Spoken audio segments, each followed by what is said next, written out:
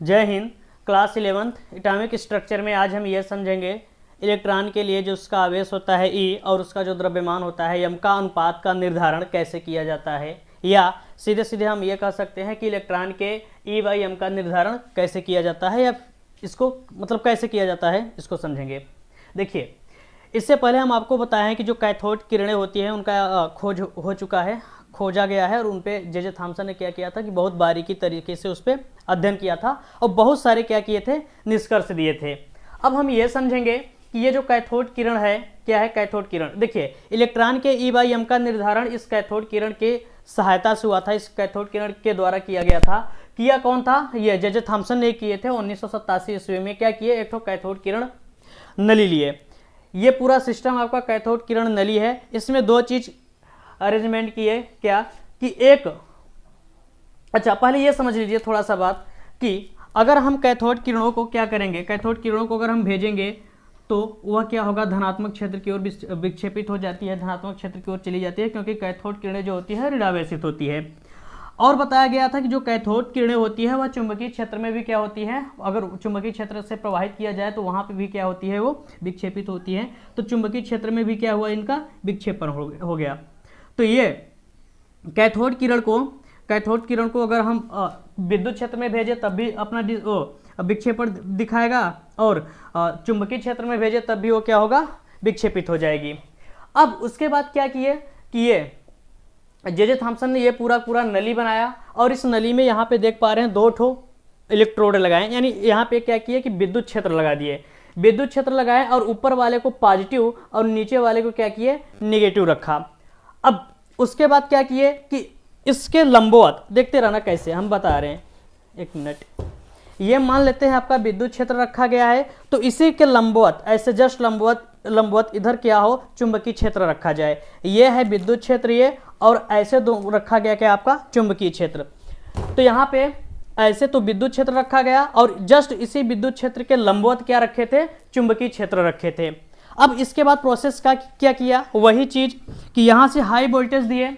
जब, अच्छा ये जो है ये आपका कैथोड है, ये एनोड है, क्यों? क्योंकि इस सिरा को बैटरी के ऋण से और इस सिरा को बैटरी के धन से जोड़ा गया। उसके बाद इसमें हाई वोल्टेज दिया गया। हाई वोल्टेज देने के बाद क्या हुआ कि यहाँ से एक किरण निकली, वही कैथोड किरण है, कैथोड किरण निकली।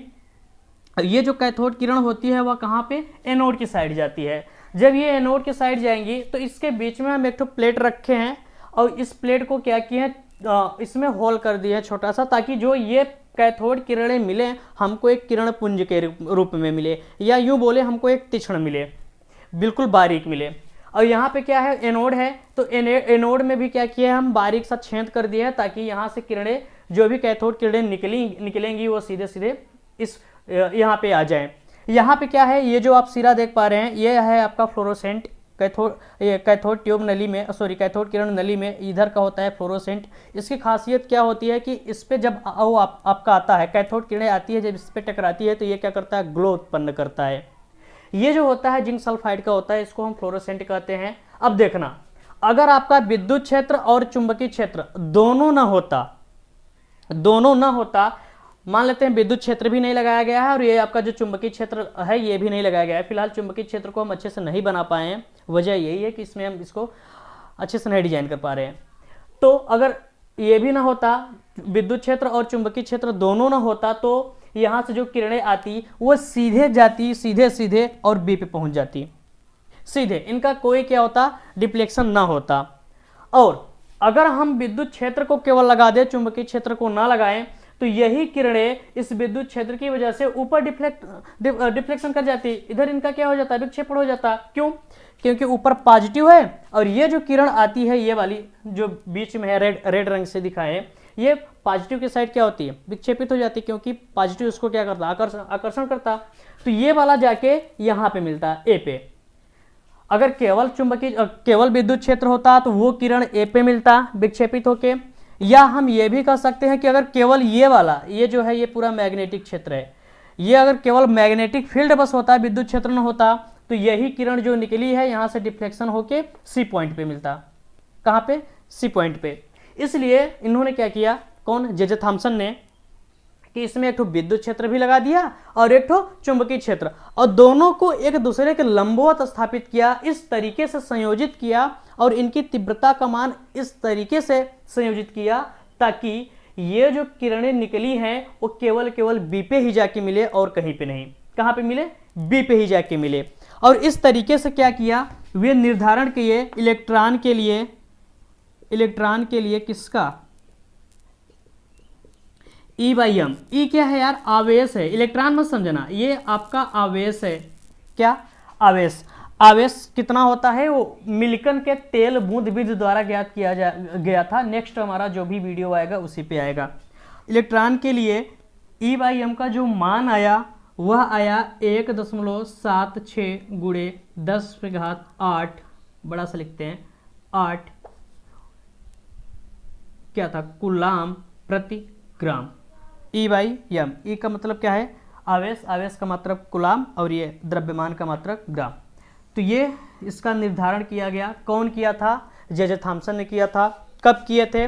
1987 ईस्वी में cathode tube, cathode rays tube, यानी इसको कहते हैं CRT, कैथोड रेज ट्यूब लेकर उसमें अपना एक्सपेरिमेंट किया और उसमें बहुत सारे तामझाम किए, गुणा भाग किए, तब जाके निकला E बाई एम का मान कितना आया? 1.76 गुणे 10⁸ कूलाम प्रति ग्राम।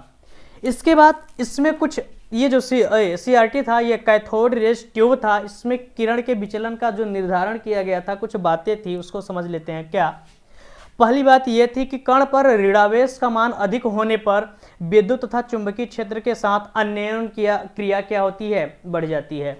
कहने का मतलब क्या है? ये जो कैथोड किरण निकली है, ये वाली जो देख पा रहे हैं, अगर इस पे ऋणावेश का मान ज्यादा हो गया तो ये जो विद्युत क्षेत्र लगा है, ये है आपका इलेक्ट्रिक फील्ड और ये है आपका मैग्नेटिक फील्ड।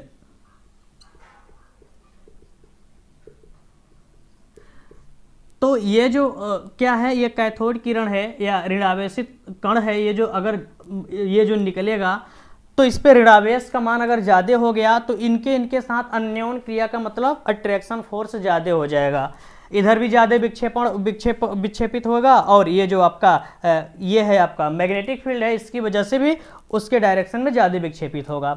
दूसरी बात क्या है यार? कण का द्रव्यमान कण। अच्छा, ये जो है कैथोड रेज जो है, चूंकि एक टाइप का ये क्या होता है, पार्टिकल्स होता है, कण होता है, तो अगर इसका कण बहुत हल्का हो, ये जो कण का द्रव्यमान है बेहद हल्का हो, तब भी इसमें क्या होगा? विक्षेपण ज्यादा होगा। अब आप तेजी गति से जाइए, ऐसे ही समझ लीजिए कोई मोटा आदमी जा रहा है, उसको आप खींचना चाहें, दौड़ रहा है उसको खींचना चाहें तो आसानी से खींच नहीं पाएंगे, पतला होगा तो फूंक मार देंगे, उड़ जाएगा। वैसे ये भी है, अगर हल्का हुआ तो इसमें विक्षेपण ज्यादा हो जाएगा। तीसरी बात क्या है यार? कि विद्युत क्षेत्र तथा चुंबकीय क्षेत्र की तीव्रता बढ़ाने से किरण का विचलन बढ़ जाता है। यानी ये जो विचलन हो रहा है 3 बातों पर निर्भर कर रहा है। पहली बात ये कि ये जो कण है ऋणावेशित कण है, यानी ये जो कैथोड किरण आई है, अगर इस पे ऋणावेश का मान बढ़ा तब ज्यादा विक्षेपण हो जाएगा। या फिर ये जो किरण आई है, चूंकि यह किरण जो होता है एक टाइप का क्या होता है, पार्टिकल्स होता है, कण होता है, तो अगर यह कण हल्का हुआ तब भी क्या हो जाएगा? विक्षेपण ज्यादा हो जाएगा। या हम ये भी कह सकते हैं कि हम ये जो इलेक्ट्रिक फील्ड लगाए हैं, विद्युत क्षेत्र, और ये जो मैग्नेटिक फील्ड यानी चुंबकीय क्षेत्र लगाए हैं, अगर इनका भी मान बढ़ा दें तो क्या हो जाएगा? इसमें विक्षेपण ज्यादा, यानी विचलन इसमें क्या होगा कि इसमें कैथोड किरण में ज्यादा होगा।